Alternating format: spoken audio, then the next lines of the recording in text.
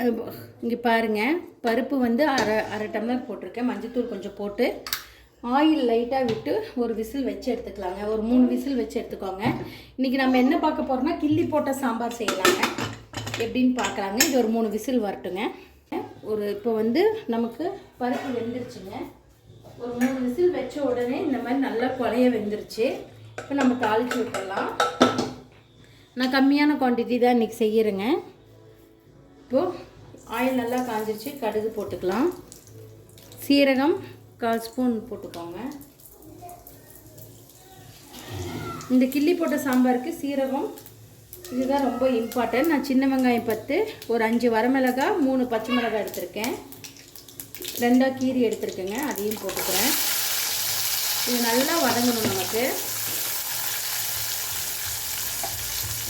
இது கூடவே கருவேப்பிலை கொஞ்சம் போட்டுக்கலாங்க. உப்பு கொஞ்சம் போட்டுக்கலாம்.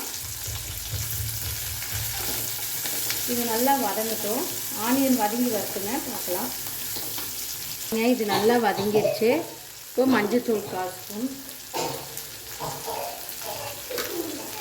நான் ஒரே ஒரு தக்காளி எடுத்திருக்கேன், பெரிய தக்காளி, அதை போட்டுக்கோங்க. இது ரெண்டும் நல்லா வதங்கட்டுங்க. இந்த அளவுக்கு நல்லா வதங்கணும். இப்போ நான் அந்த பருப்பு தண்ணி ஊற்றிக்கிறேன். இது நல்லா கொதித்து வரட்டுங்க. அவ்வளோதான், சுவையான ஒரு கிள்ளி போட்ட சாம்பார் ரெடி ஆயிடும். அவ்வளோதான், சூப்பராக கொதிச்சிருச்சு. இப்போ நம்ம எடுத்து வச்சுருக்க கருவேப்பிலை கொத்தமல்லியும் தூவிடலாம். அவ்வளோதான். நெய் இருந்தால் நெய் கூட நீங்கள் ஆட் பண்ணிக்கலாங்க.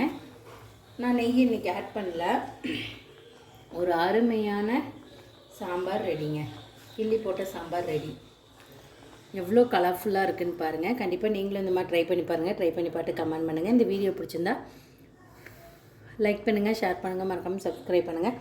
இன்ஸ்டாகிராம் பேஜையும் ஃபேஸ்புக் பேஜையும் ஃபாலோ பண்ணிக்கோங்க. தேங்க்யூ ஸோ மச் ஃபார் வாட்சிங். ஒரு அருமையான கிள்ளி போட்ட சாம்பார் ரெடிங்க.